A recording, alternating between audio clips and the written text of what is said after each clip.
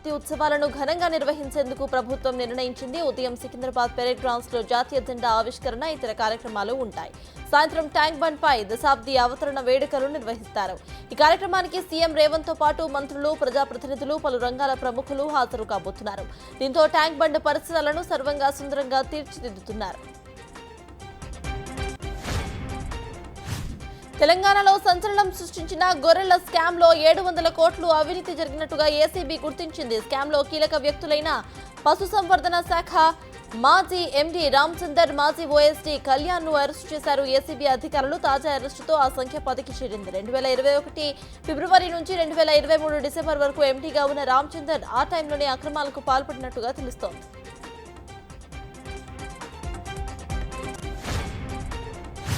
ఏపీలో కౌంటింగ్ వేళ ఎలాంటి అవాంఛనీయ సంఘటనలు జరగకుండా సమస్యాత్మక ప్రాంతాలపై ఎన్నికల కమిషన్ ప్రత్యేక దృష్టి పెట్టింది. ఇప్పటికే కొన్ని ప్రాంతాల్లో 144 సెక్షన్ను సైతం విధించింది. రౌడీ షీటర్లకు జిల్లా బహిష్కరణ విధించింది. ఎవరైనా అల్లర్లకు పాల్పడితే కఠిన చర్యలు తీసుకుంటామని పోలీసులు హెచ్చరించారు. ఏవి వెంకటేశ్వరరావు ప్రింటింగ్ అండ్ స్టేషనరీ డీజీగా పదవి విరమణ పొందారు. 2 ఏళ్ల పోరాటం తర్వాత ఆయనకు పోస్టింగ్ ఇస్తూ ఏపీ ప్రభుత్వం ఇవాళ్లే ఉత్తర్వులు జారీ చేసింది. హైకోర్టు ఉత్తర్వుల మేరకు ఆయనపై సస్పెన్షన్ ఎత్తివేసి పోస్టింగ్ ఇచ్చింది. బాధ్యతలు స్వీకరించిన కొన్ని గంటల్లోనే ఆయన రిటైర్ అయ్యారు. తెలంగాణ రాష్ట్ర ఆవిర్భావ దశాబ్ది వేడుకలకు మాజీ సీఎం కేసీఆర్ కు ఆహ్వానం అందింది. ఉత్సవాలకు రావాలని, కేసీఆర్ ను ఆహ్వానించాలని సీఎం రేవంత్ రెడ్డి ఆదేశించడంతో ప్రభుత్వ ప్రోటోకాల్ చైర్మన్ హర్కర గోపాల్ నందినగర్ లో కేసీఆర్ నివాసానికి వెళ్లారు. వేడుకలకు రావాలని మాజీ ముఖ్యమంత్రిని ఆహ్వానించారు. కేసీఆర్ సానుకూలంగా స్పందించారని ప్రభుత్వ ప్రతినిధులు చెబుతున్నారు. పోస్టల్ బ్యాలెట్ డిక్లరేషన్ పై గెజిటెడ్ అధికారి సంతకం మాత్రమే ఉండి సీల్, హోదా లేకుండా చెల్లుతుందన్న ఈసీ 2 రోజుల క్రితం క్లారిటీ ఇచ్చింది. ఈ సర్క్యులర్ను వైసీపీ సవాలు చేసింది. ఈసీ ఆదేశాలపై స్టే ఇవ్వాలని వైసీపీ పిటిషన్ వేసింది. ఈసారి ఎన్నికల్లో ఎప్పుడూ లేని విధంగా ఏపీలో రికార్డు స్థాయిలో పోస్టల్ బ్యాలెట్ ఓట్లు వచ్చాయి. దీంతో నష్టం జరగకుండా వైసీపీ పిటిషన్ వేసింది.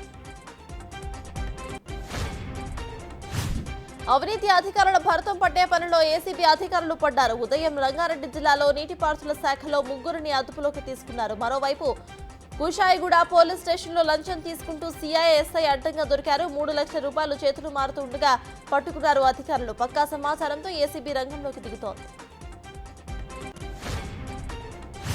వచ్చే నెల 2న జైలుకు వెళ్లి లొంగిపోతున్నానని ఢిల్లీ సీఎం కేజ్రీవాల్ అన్నారు. జైల్లో ఉన్న ఢిల్లీ ప్రజల కోసమే ఆలోచిస్తానని చెప్పారు. ఎవరికి ఏ ఇబ్బంది రాకుండా చూసుకుంటానని హామీ ఇచ్చారు. అనారోగ్యంతో బాధపడుతున్న తన తల్లిదండ్రులకు ఢిల్లీ ప్రజలు జాగ్రత్తగా చూసుకోవాలని చెప్పారు. నియంతృత్వం నుంచి దేశాన్ని కాపాడడానికి జైలుకు వెళ్లడం గర్వంగా ఉందని కేజ్రీవాల్ అన్నారు. నేటి నుంచి టీ20 ప్రపంచ కప్ ప్రారంభం కాబోతోంది. మొదటగా అమెరికా, కెనడా తలపడబోతున్నాయి. ఇక భారత్ తొలి మ్యాచ్ ఈ నెల 5న ఐర్లాండ్ తో జరగబోతుండగా న్యూయార్క్ లో కొత్తగా నిర్మించిన స్టేడియంలో జూన్ 9న పాకిస్తాన్ తో టీమిండియా తలపడబోతుంది.